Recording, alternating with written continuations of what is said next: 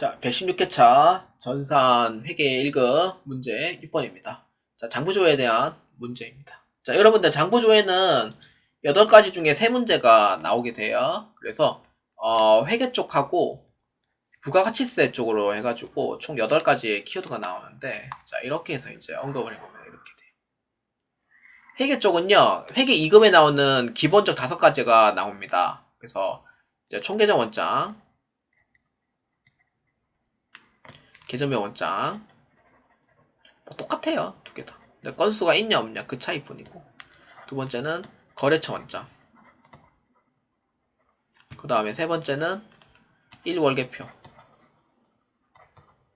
그 다음에 네 번째는 재무상태표. 그 다섯 번째는 현금 흐름표.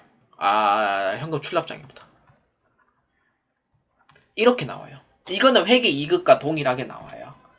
근데 여기서 추가되는 부분이 플러스 알파가 있는데 거의 안 나오는 게 이제 2가지가 있는데, 그 첫 번째가 뭐냐면은 손익계산서. 손익계산서에서만 봐야 되는 게 있고요. 두 번째는 제조원가 명세서. 이건 특별회차 때 이제 몇 번 나왔는 문제이긴 한데, 특별회차에서 이제 2번인가 아마 언급이 됐을 거예요. 그래서 이렇게 이제 또 이제 추가로 나올 수도 있고요. 이 부분은 거의 안 나오는 부분이라 사실상 안 봐도 되는 부분이긴 한데, 그래도 좀 알고 계시는 것도 괜찮고. 부가가치세는 3가지가 추가로 나옵니다. 자, 어떤 거냐면은 부가세 신고세. 자, 그 다음에 세용계산 사개표.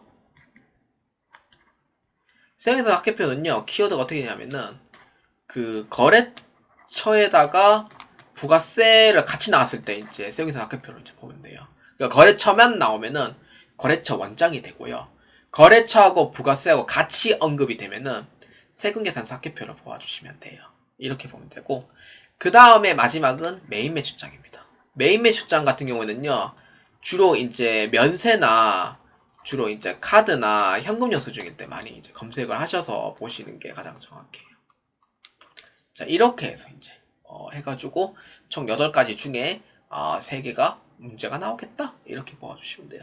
각각 키워드를 꼭 잘 파악을 해서 어느 부분인지 꼭 잘 숙지해 주시길 바랍니다. 자, 1번입니다. 3월 말 현재 외상매출금 잔액이 가장 큰 거래처 명가 금액은 얼마냐? 여기서 키워드는 뭐예요? 거래처가 키워드가 됩니다. 이거는 거래처 원장으로 봐주시면 돼요. 선생님, 계정 과목도 있는데요, 계정명 원장도 되지 않아요? 이건 안 되죠. 왜냐? 거래처가 힘이 더 세요. 2개가 동시에 있을 때는. 그래서 계정 과목만 돼 있으면은 계정명 원장이 되고, 거래처가 있으면은 거래처 원장으로 봐주시면 돼요. 거래처 원장이 힘이 좀 더 세요. 그 다음에 2024년 중 실제로 배당금을 수령한 달은 몇 월인가? 배당금 수령은 계정 과목을 언급을 이제 해야 되는데, 이게 계정 과목이 뭐냐면은 배당금 수익이에요. 배당금 수익은 언제 받았냐, 이걸 알아야 돼요. 실제로 배당금 수익은 언제 받았냐. 그러니까 미지급 배당금이 아니에요. 미지급 배당금은 배당금을 주는 입장이고, 우리는 배당금 받는 입장이니까 배당금 할 때 배당금 수익으로 해가지고 처리를 해주셔야 돼요. 그래서 이거는 계정 과목이니까 총계정 원장으로 보시면 돼요. 그 다음 3번. 2024년 1기 부가가치세 확정신고서의 매출액 중 세금계산서 발급분의 공급가액은 얼마냐? 자, 이거죠. 부가가치세. 이게 키워드예요. 이거는 부가가치세 신고서로 보아주시면 돼요. 그래서 키워드를 잘 파악해 주셔야 돼요. 자, 그렇기 때문에 자, 1번에 거래처 원장을 한번 볼까요? 자, 거래처 원장. 자, 클릭합니다. 자, 3월 말 현재라고 되어 있잖아요. 1월 1일부터 3월 말로 해주면 되고, 3월 말만 해도 되고요. 계정 과목은 외상매출금. 근데 거래처가 특정 거래처 이름이 없으면은 그냥 엔터 그냥 치고 넘어가면 돼요. 자, 잔액이 가장 큰 거래처 명가 금액이니까 여기 잔액에다가 2번 클릭해주면 돼요. 1번, 2번. 그럼 이렇게 하면 되고, 그러면은 잔액이 가장 큰 거래처는 어디예요? 그렇죠. 5천만에 해당하는 양주 기업이 되는 거죠. 그렇기 때문에 거래처명은 양주 기업이고, 얼마냐면은 5천만 원이다, 이렇게 보면 돼요. 그래서 1번은 이렇다라고 봐주시면 됩니다. 자, 그 다음 2번입니다. 2024년 중 실제로 배당금 수령한 단은 몇 원인가? 자, 이거는 계정 과목이죠. 총계정 원장 클릭합니다. 2024년 중이라고 하면은 1월 1일부터 12월 말까지예요. 계정 과목은 아까 적었듯이 배당금 수익으로 해줍니다. 자, 이렇게 해서 보면 되고 2024년 4월에 해당하는 220만원에 해당하는 부분이에요. 그 몇 월이냐? 그럼 받았냐 안 받았냐 이거 알아야 되죠. 자, 배당 받았죠. 삼성전자에 배당을 받았어요. 그렇기 때문에 220만원 받았죠. 몇 월? 4월달에 받은 거죠.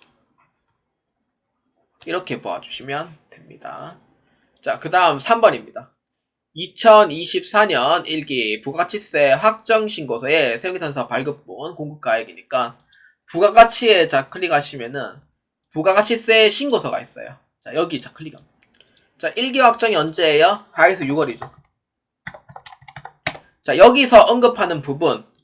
자, 여기서 세무계산서 발급분은 하나만 보면 안 돼요. 여기서 다 틀렸겠죠? 자, 여기도 봐주셔야 돼요. 자, 두 개 합치면 돼요. 자, 얼마예요? 295-395-000입니다.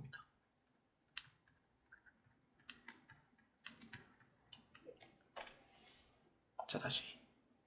자, 이렇게 봐주시면 됩니다. 자, 이렇게 해가지고 보시면 되고, 세무계산서 발급분은요, 요 두 개예요. 과세하고 양세. 그래서 하나만 보는 경우가 많아가지고, 이 두 개를 동시에 봐줘야 됩니다. 자, 이렇게 해서, 보아주시면 되겠습니다.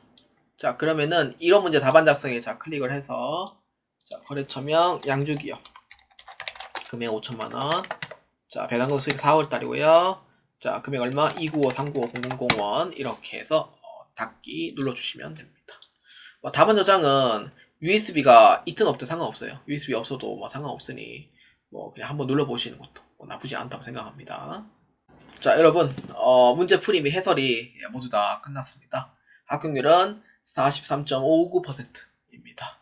그러니까 100명 중에 44명이 합격했다는 의미가 되겠고요. 뭐 전3회계 1급은 잔실수가 너무 많으면 안 돼요. 왜냐? 내가 진짜 몰라서 틀린 건 어쩔 수 없다고 생각해요. 근데 잔실수가 많으신 분들이 있어요. 그 잔실수를 제거하기 위해서 확실하게 기본서를 보시고 틀리지 않도록 신경도 많이 써주시고 그렇게 하면은 충분히 합격할 수 있어요. 그래서 이번에 좀 제가 이상하게 좀 많이 아쉬웠던 부분이 좀 이번에 시험에서 이제 그런 부분이 좀 많이 존재했다고 저는 생각을 합니다. 그래서 이 영상을 사실상 조회수는 그렇게 많지는 않은 편이지만 블로그에서 많이 보시기 때문에 그래서 여러분들이 이제 보시면서 또 많은 도움이 되셨으면 또 좋겠고요. 제가 이제 학원 다니면서도 원래 이제 이렇게 해서 좀 하는 좀 스타일이다 보니까 조금 당황하시는 분도 아마 없지 않아 있을 거라 생각은 해요. 그래서 여러분들을 위해서 합격을 위해서 하는 거니 그래도 꼭 잔실수는 꼭 없도록 하시는 게 가장 좋습니다. 그래서 여러분들 꼭 많은 도움이 되시길 바라고요. 전3회계 올해 마지막 시험 꼭 합격하시고 여러분들 전산세무 2급도 꼭 합격하시길 바랍니다. 전 여기까지 진행하겠습니다. 여러분들의 합격을 기원합니다. 자, 저는 다음 전산세무 2급에서 뵙도록 하겠습니다. 여러분들 매우 감사합니다.